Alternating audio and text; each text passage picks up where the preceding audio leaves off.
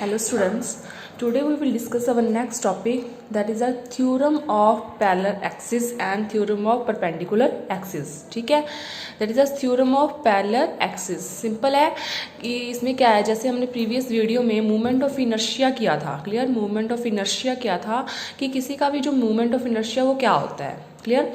जो आपकी theorem of parallel axis है वो भी उसी पर बेस्ड है कि अगर हमें एक का मोमेंट ऑफ इनर्शिया पता है तो उसकी जो पैरेलल एक्सिस है, अगर हमें किसी भी एक्सिस के थ्रू किसी का भी मोमेंट ऑफ इनर्शिया पता है तो उसके पैरेलल एक्सिस का हम सिंपल एक फॉर्मूला से निकाल सकते हैं। ठीक है, फर्स्ट ऑफ ऑल हम डेफिनेशन देखते हैं। It states that the moment of inertia of a rigid body about any axis, ठीक है, यहाँ भी लिखा हुआ है about any axis, is equals to its moment of inertia about a parallel axis through its center of mass plus the product of the mass of the body and the square of the perpendicular distance between the two axes। अब देखो ये पूरी statement का मतलब क्या है, एक simple फॉर्मूले में कहा है कि अगर आपने किसी भी एक्सिस का, जो कि एक रिजिड बॉडी है, अगर उसके अबाउट पैरेलल एक्सिस के थ्रू हमने किसी भी एक्सिस के थ्रू हमने moment of inertia find out करना है, ठीक है, जो कि वो एक्सिस है किसके पैरेलल है, parallel axis through the centre of mass, plus करना है the product of the mass and the body and the square of the perpendicular distance between the two axis. अब यहाँ पे देखो ऐसे क्लियर होगा आपको। हमें सपोज हमने moment of inertia find out करना है, क्लियर, किसी बॉडी का, वो किसके इक्वल हो जाएगा, moment of inertia about its centre of mass plus m mass of the body into perpendicular distance between two axis, clear. अब यहाँ पे देखो सिंपल कि अगर आपको मान लो ये आपके पास रॉड है, ठीक है, जिसका मास क्या है आपका कैपिटल एम, ठीक है, रॉड है एक जिसका मास क्या है कैपिटल एम है। ये जो एक्सिस है वो इसके सेंटर ऑफ मास पे पास कर रही है, सेंटर ऑफ मास में से पास कर रही है, ठीक है। इसके अबाउट आपको जो मोमेंट ऑफ इनर्शिया वो पता होंगे, मैं आपको आगे बताऊंगी सभी जो सेंटर ऑफ मास में से एक्सिस पास करती हैं उसके अबाउट जो उसका मोमेंट ऑफ इनर्शिया होता है वो एक लिस्ट बनी हुई है, ठीक है, उसके अराउंड आपको वो लर्न करने पड़ेंगे, क्लियर। ये आपको पता होंगे कि जो एक्सिस है वो उसके सेंटर ऑफ मास में से पास कर रही है, उसके अबाउट जो उसका मोमेंट ऑफ इनर्शिया है वो क्या है, ICM, ठीक है, I means moment of inertia, CM means centre of mass, ठीक है। अब उसके बाद क्या करना है, मान लो कोई अदर एक्सिस है जो कि इस एक्सिस से d डिस्टेंस पर पड़ी है, ठीक है, कहाँ किस डिस्टेंस पर पड़ी है, d डिस्टेंस पर पड़ी है, ये वाली एक्सिस मान लो, ठीक है। हमने इसके about moment of inertia find out करना है तो उसका फॉर्मूला सिंपल जैसे मैंने पहले बताया, दैट इज I। अब I जो मोमेंट ऑफ इनर्शिया है वो इस एक्सिस के अबाउट है जो हमने फाइंड आउट करना है, ठीक है, वो किसके इक्वल है, जो मोमेंट ऑफ इनर्शिया जो आपको नॉन होगा आपको लर्न करना पड़ेगा about the centre of mass plus mass d क्या है, इन दोनों में जितना डिस्टेंस होगा, क्लियर। ये अलग अलग सिचुएशन के लिए, अलग अलग ज्योमेट्रिकल फिगर के लिए अलग अलग वैलिड करेगा, ठीक है। जो ये पैरेलल एक्सिस थ्योरम है आपको बात याद करनी है कि ये सिर्फ 2D और 3D के लिए वैलिड होती है। हम 2D पिक्चर और 3D पिक्चर पर ये पैरेलल एक्सिस थ्योरम लगा सकते हैं, ठीक है। तो ये थी आपकी पैरेलल एक्सिस थ्योरम, सिंपल, जो हमने स्टेट भी कर लिया और इसका फार्मूला भी देख लिया, ओके। अब उसके बाद देखो थ्योरम ऑफ परपेंडिकुलर एक्सिस, ठीक है। अब ये भी सिंपल है बिल्कुल। It states, first of all definition, it states that the moment of inertia of a plane lamina about an axis perpendicular to its plane, ठीक है। क्या कर रहा है कि मोमेंट ऑफ इनर्शिया किसी भी प्लेन लैमिना का, प्लेन मतलब पहले प्लेन हो गया, किसी भी प्लेन लैमिना का about an axis perpendicular to its plane, clear, is equals to the sum of the moment of inertia of the lamina about any two mutually perpendicular axes in its plane, clear, and intersecting each other at that point where the perpendicular axis pass through it, ठीक है, that is Iz is equals to Ix plus Iy। अब ये देखो क्या कैसे बता रहे हैं, मान लो आपके पास ये सर्कल है, ठीक है, ये सर्कल है, क्लियर, ऐसे बता देती हूँ। मान लो ये हमारा जो सर्कल है, ठीक है, सर्कल ऐसे प्लेन में होता है सर्कल, ठीक है, सिंपल प्लेन में होता है, क्लियर। ये इसकी x एक्सिस है, ये इसकी y एक्सिस है। अब जो पेन, ये देखो पेन में ऐसे स्टैंड कर रही हूँ परपेंडिकुलर अपवर्ड, क्योंकि हम 3D पिक्चर शो नहीं कर सकते, और इस एक्सिस के अबाउट ये रोटेट कर रहा है ऐसे, क्लियर, ऐसे रोटेट कर रहा है इस अबाउट एक्सिस के अराउंड। तो ये जो है वो आपकी जेड है, जो जेड परपेंडिकुलर है आपकी, ठीक है, उसको हमने यहाँ पे कैसे शो करते हैं परपेंडिकुलर को, ऐसे डॉट लगाकर, ऐसे डॉट लगाकर ऐसे सर्कल बना देते हैं।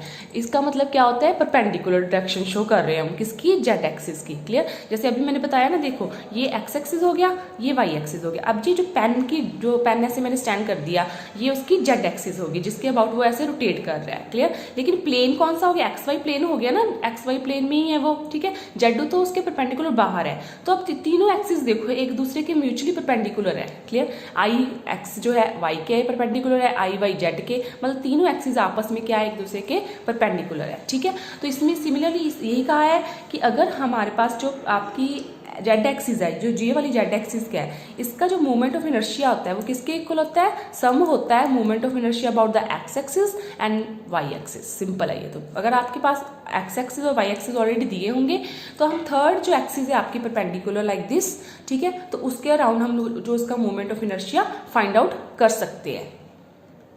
वही चीज यहाँ पे होगी, that is I Z is equals to I X plus I Y.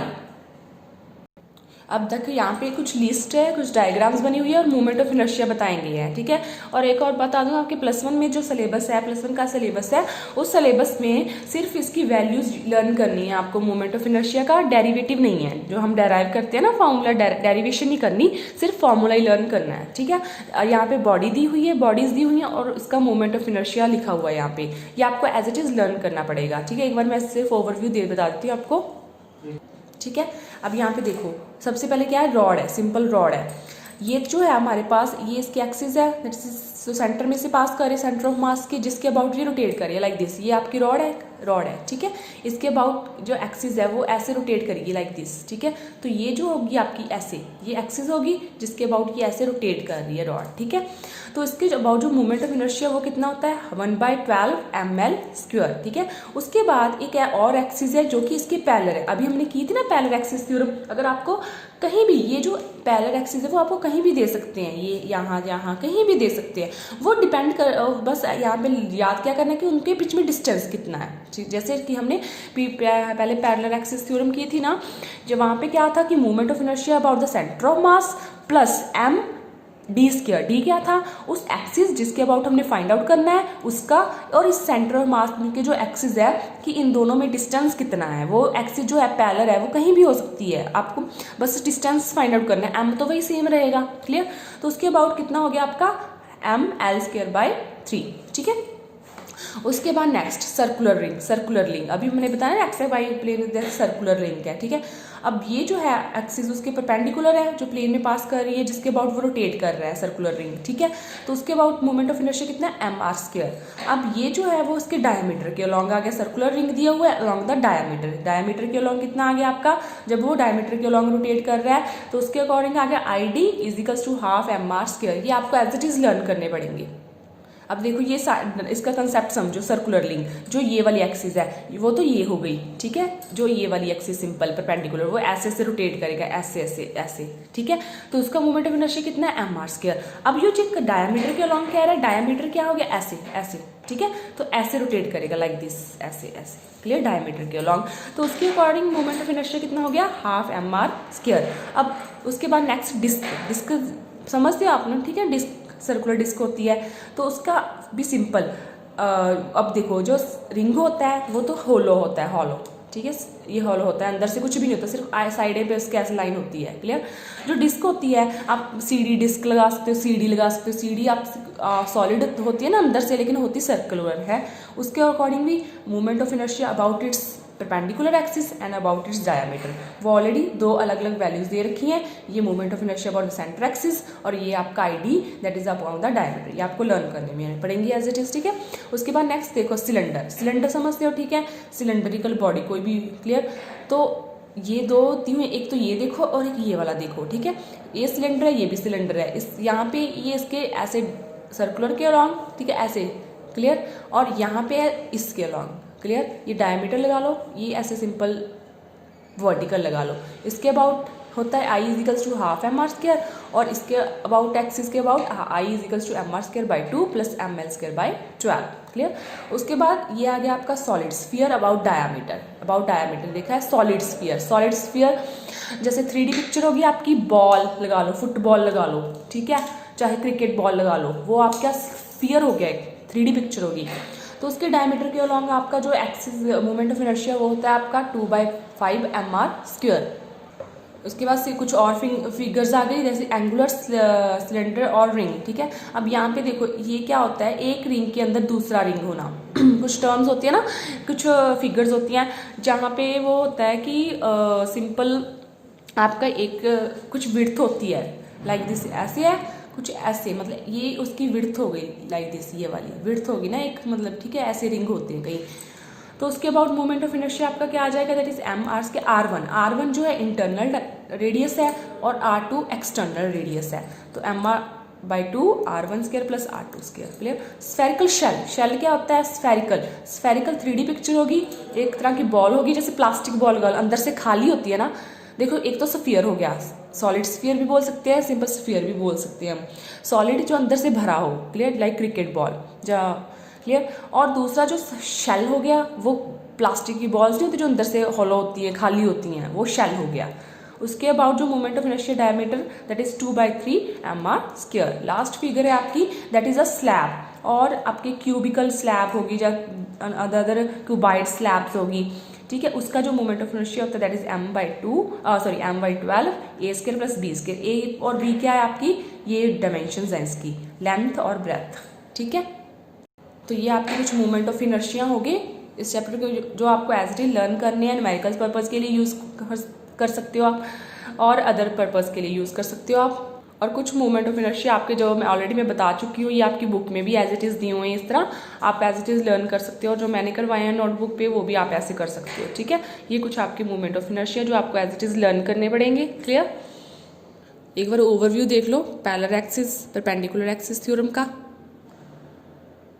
ये सारे आपके मोमेंट ऑफ इनर्शिया आ गए, देख लो एक बार ओवरव्यू, पूरा लर्न करना है आपको अच्छे से ये वाले। और ये भी कुछ आ गए आपके, और कुछ आपके बुक में दिए हुए हैं। ओके, अगर कोई भी डाउट हो तो कभी पूछ सकते हो। Okay, thank you.